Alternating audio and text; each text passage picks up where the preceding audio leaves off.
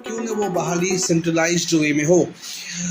शिक्षा विभाग के पास इस तरह की मांग आ रही थी, जिसके बाद अब ये शिक्षा विभाग ने अब इसके लिए तैयारी शुरू कर दी है। दरअसल जो शिक्षा विभाग के अपर मुख्य सचिव हैं दीपक कुमार सिंह, आज जब हमने उनसे बात की तो इस बातचीत के दौरान उन्होंने ये कहा, एक नई जानकारी ये दी है कि अब बिहार में जो 7वें दौर का जो नियोजन होगा उसमें जो बहाली की जो प्रक्रिया होगी, उसमें जो आवेदन लेने की जो प्रक्रिया होगी वो कम से कम जो है वो सेंट्रलाइज्ड होगी।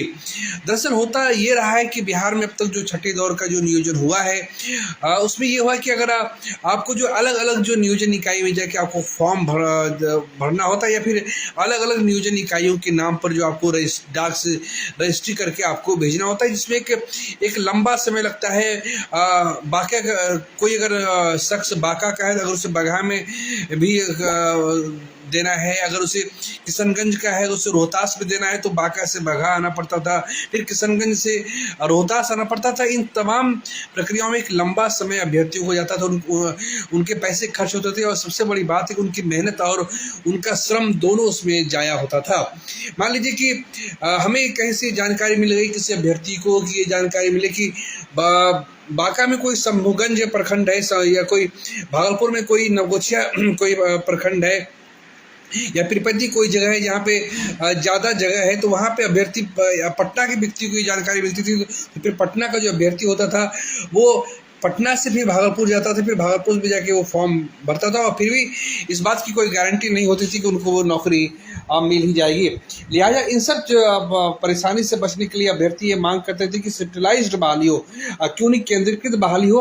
अब जो है शिक्षा विभाग ने इस पर गंभीरता से विचार करना शुरू किया है, और बेहद ही मुमकिन है कि अब जो 7वें दौर का जो नियोजन होगा वो नियोजन जो है वो सेंट्रलाइज्ड होगा। जो आवेदन लिए जाएंगे वो सेंट्रलाइज्ड तरीके से लिए जाएंगे।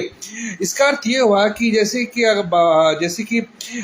जो अभ्यर्थी होंगे उनके सामने ये जानकारी होगी कि भागलपुर में कितनी सीटें हैं, भागलपुर के जो बांका में कितनी सीटें हैं, मुंगेर में कितनी सीटें हैं, ये सारी जो है उनके सामने जानकारी मिलेगी, किस विषय में कितनी सीटें हैं। और इन सब को लेकर जो विद्यार्थी जो है ऑनलाइन जो है वो मतलब कि अपना जो है वो फॉर्म भर सकेंगे। ये सारी जानकारी मिली है। यानी आपको अब फॉर्म भरने के लिए जो मुंगेर का जो बंदा है उसे किशनगंज जाने की ज़रूरत नहीं है, किशनगंज के जो व्यक्ति हैं उन्हें सहरसा आने की ज़रूरत नहीं है, जो दरभंगा के जो व्यक्ति है उन्हें मुंगेर आने की आवश्यकता नहीं है। यानी आसान तरीके में इसे समझा जाए तो बच्चों के पास जो अभ्यर्थी है जो 7वें दौर के नियोजन में शिक्षक बनना चाहते हैं वो अपने सिस्टम पे जाके ऑनलाइन अप्लाई करेंगे। जो शिक्षा विभाग के अपर मुख्य सचिव है उनसे जो बात हुई, उन्होंने कहा कि कम से कम आवेदन तो ऑनलाइन लिए जा सकते हैं, इसमें कहीं कोई दिक्कत नहीं है। लिहाजा विभाग ने इसके लिए तैयारी की है। ये है कि एक बार आवेदन जो है वो सेंट्रलाइज्ड तरीके से लिए जाएंगे, और फिर जो काउंसलिंग होगा वो नियोजन इकाई पे होगी, वो अलग बात है। लेकिन कम से कम इस परेशानी से आपको शिक्षा विभाग बचा लेगा, उसके लिए तैयारियाँ की गई हैं। 7वें दौर का जो नियोजन होना है उसमें जो है क्लास 9 से 12 तक में जो पद खाली पड़े हैं उसके लिए नियोजन होना है। इसमें भी जो जानकारी उन्होंने दी है कि जो STT 2019 जिसका नोटिफिकेशन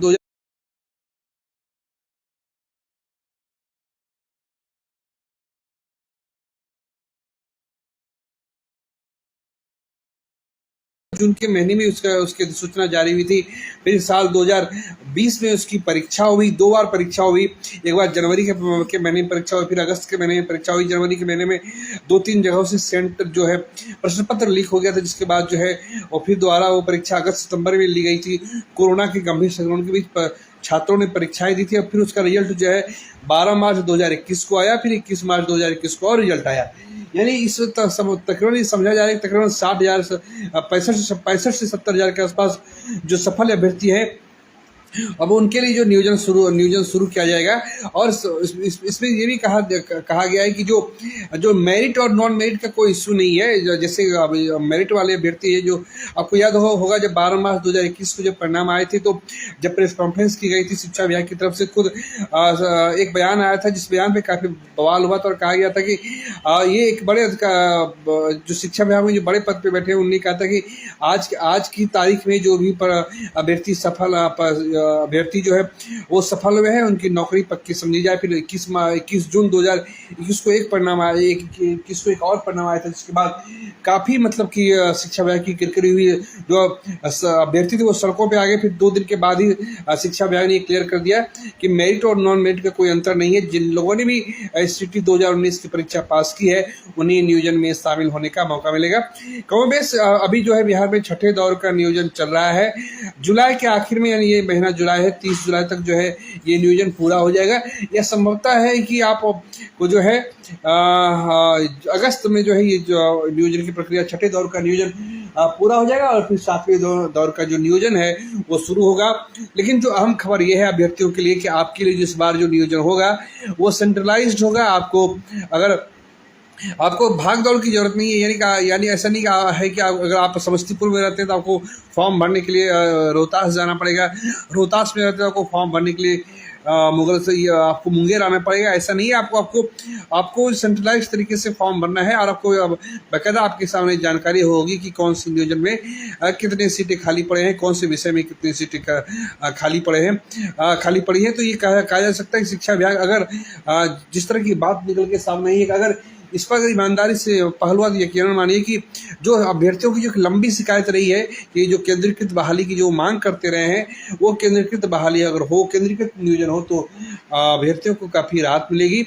और ये भी है कि उन्होंने ये कहा है कि अभ्यर्थियों को आज जो दीपक कुमार सिंह उन्होंने ये कहा है कि जो अभ्यर्थी जो है उनको नियोजन इकाई में जाकर आवेदन देने में परेशानी होती है, लिहाजा इन्हीं मुश्किलों से निजात दिलाने के लिए विभाग इस पर विचार कर रहा है। कि विभाग का कहना था काउंसलिंग भले ही नियोजन इकाई के स्तर पर हो, लेकिन आवेदन लेने की प्रक्रिया, उसके विकल्प के चयन की प्रक्रिया जो है वो ऑनलाइन होगी। यानी आप अपने सिस्टम पे बैठकर, अपने डेस्कटॉप पे, अपने कंप्यूटर पे, अपने मोबाइल पर बैठ के ही किसी भी नियोजन इकाई के लिए, जितनी भी नियोजन इकाई के लिए आपको फॉर्म भरने हो वो आप फॉर्म भर सकते हैं।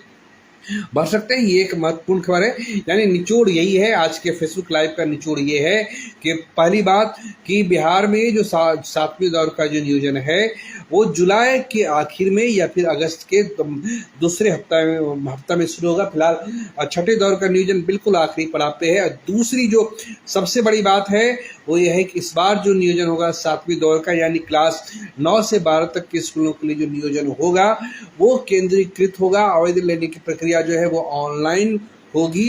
ये जो शिक्षा विभाग के अपर मुख्य सचिव दीपक कुमार सिंह हैं, उन्होंने जी मीडिया से खास बातचीत में ये जानकारी दी है। उम्मीद कर सकते हैं कि जो अब तक जो नियोजन के लिए जो सवाल खड़े होते रहे हैं वो सवाल खुद ब खुद समाप्त हो जाएंगे, क्योंकि अगर ऑनलाइन प्रक्रिया होगी तो जाहिर सी बात है कि उसमें जो भ्रष्टाचार की आशंका होती है वो कम होती है, मानवीय हस्तक्षेप कम होता है, तो जाहिर सी बात है कि चीज़ें जो है और पारदर्शी हो जाती हैं। आज के लिए बस इतना ही, फिर नई जानकारी के साथ आपके साथ